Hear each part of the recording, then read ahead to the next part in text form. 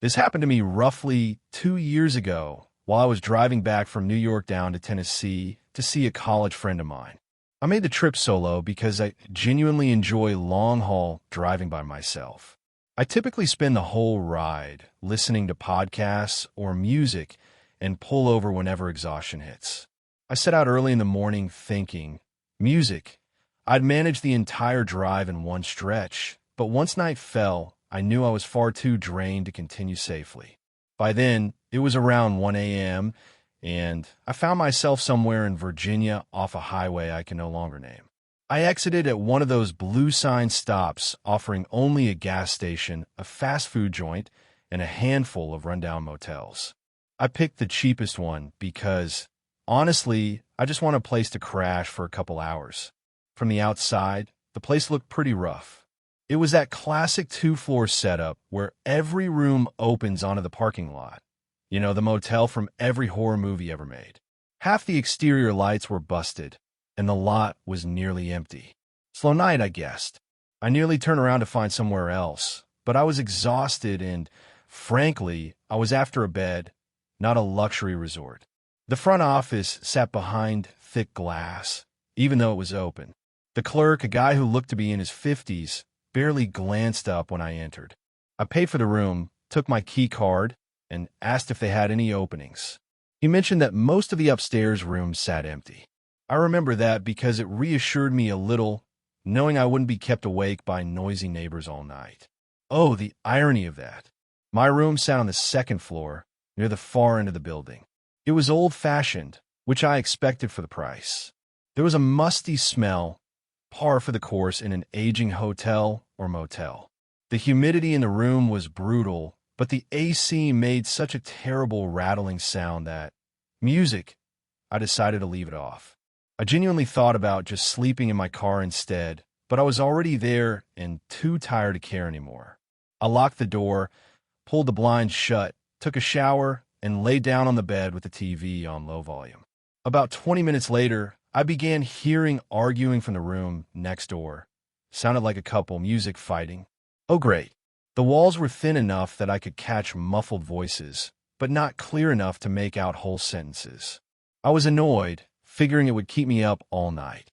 One voice came across as deeper and angry, while the other sounded softer. The strange thing, though, was that the softer voice didn't really sound female. It sounded like someone putting on a woman's voice, an obviously higher pitch coming from a man. The argument went back and forth for a while. One voice would get loud and aggressive, then the other would reply in a serious tone, and then the first would answer back sounding nervous. But I started noticing something off. The timing between the voices felt suspiciously perfect. There was never any overlap, like you'd hear in any normal argument. Each voice waited for the other to finish. I turned my TV volume down and sat there listening more closely. That's when it hit me. It was one guy doing both voices. Once I realized it, I couldn't unhear it. The deeper voice sounded natural, but the softer one was clearly the same man trying to imitate someone else, a woman, I guess. I remember this uneasy feeling settling in my stomach because it shifted the whole situation from a mere annoyance to something genuinely unsettling. No matter how I tried to rationalize it, I couldn't make it make sense. The so-called argument dragged on for a few more minutes before suddenly stopping, leaving nothing but silence. I lay there staring at the ceiling, hoping the guy had finally tired out from whatever he was doing. Then I heard a few slow knocks on the wall beside my bed, a fist hitting the wall like you'd knock on a door. My head snapped to the left. Then a muffled voice came through the wall. "I hear you in there." I held my breath. The guy knocked again and repeated the same phrase, like he was waiting for a reply. He used this creepy, playful tone, as if he found something amusing. I wasn't having any of it. I grabbed the remote and cranked up the TV volume, trying to drown him out. For maybe 30 seconds, there was nothing. Then I heard the vibration of a door opening outside. My heart immediately started racing because I knew he'd left his room. I muted the TV and listened intently. I could feel the vibration of footsteps on the balcony approaching my door. My blinds were completely shut except for a small gap near the edge where they didn't quite meet the wall. I kept staring at that crack, debating whether to look. Part of me figured I was making it scarier in my head than it actually was. Eventually, curiosity got the better of me. I walked slowly to the window and pulled the blinds apart just enough to peek outside.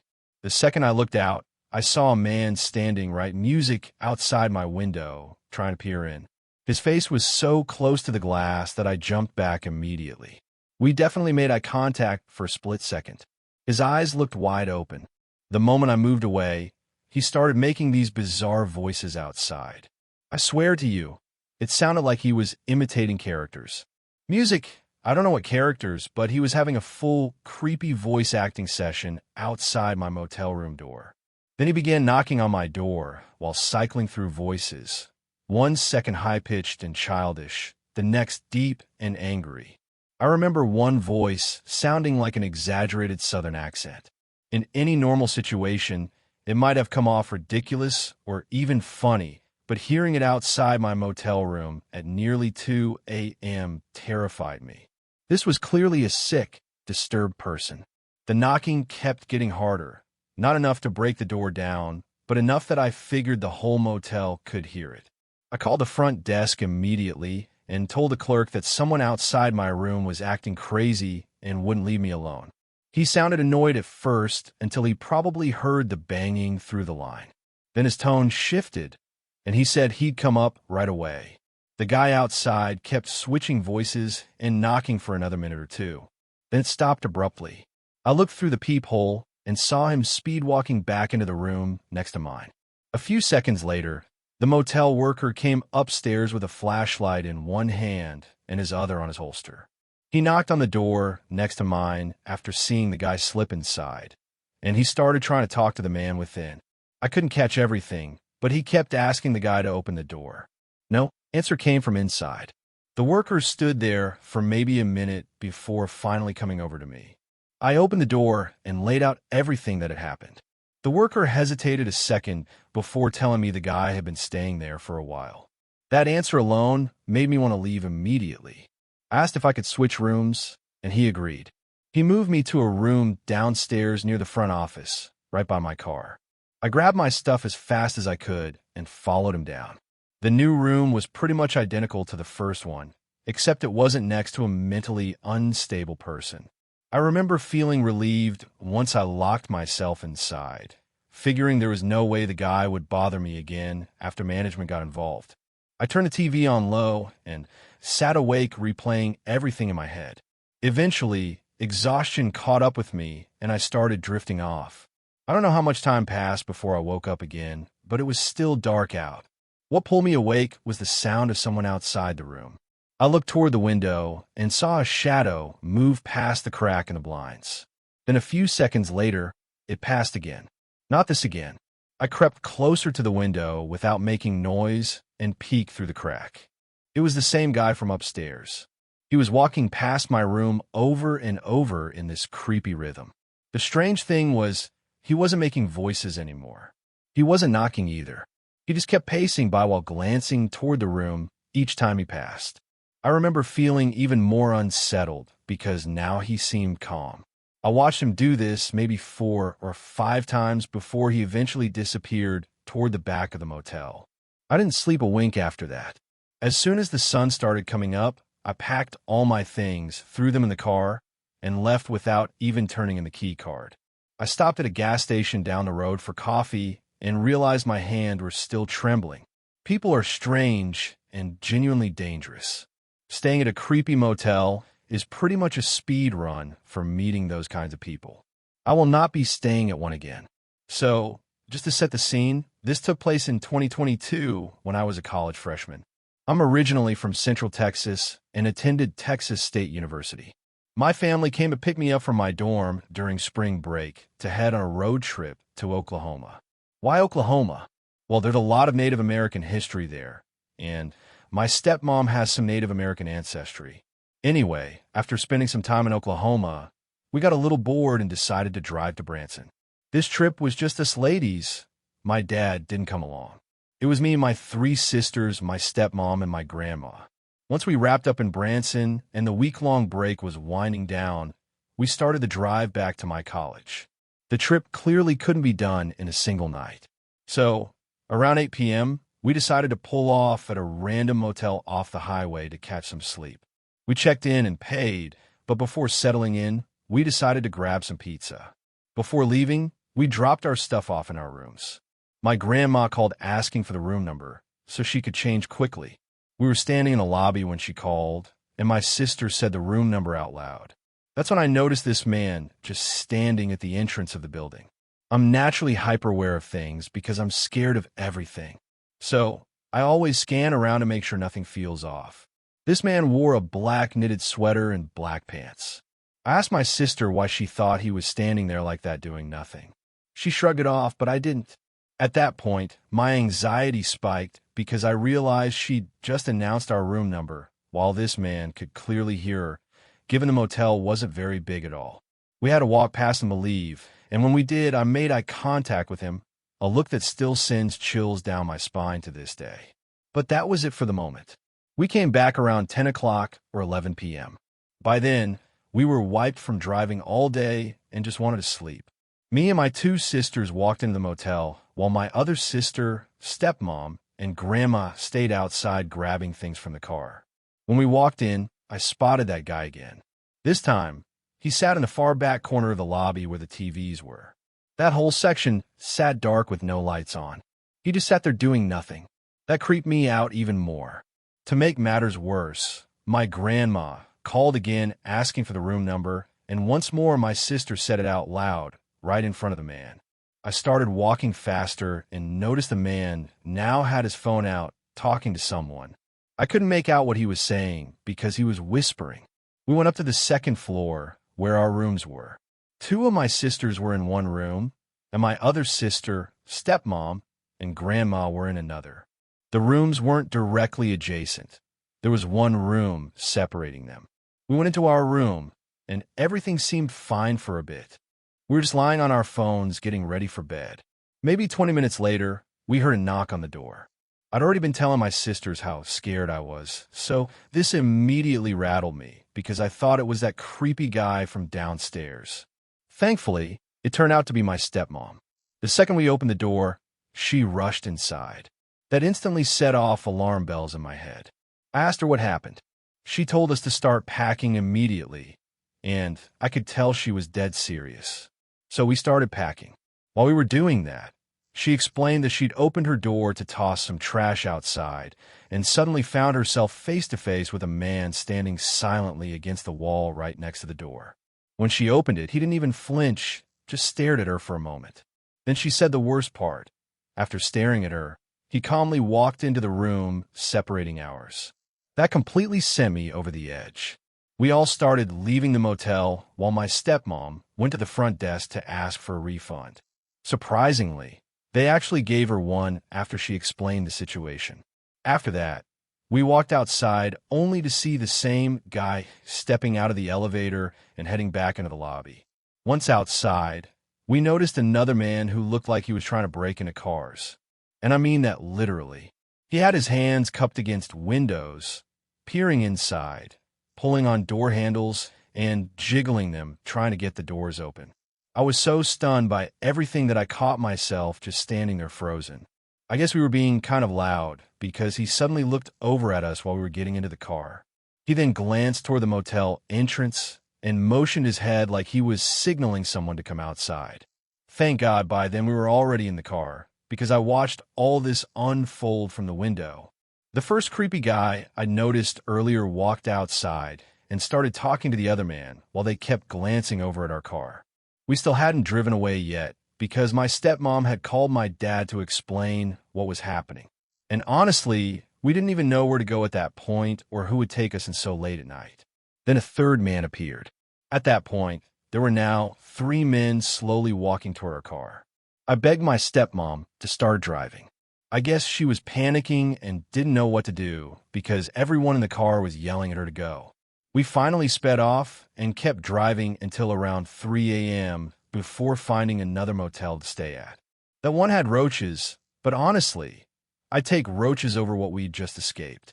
I still don't know what those men were planning or if they even had a plan at all. But based on how that first man acted all night, I'm incredibly grateful we left before finding out.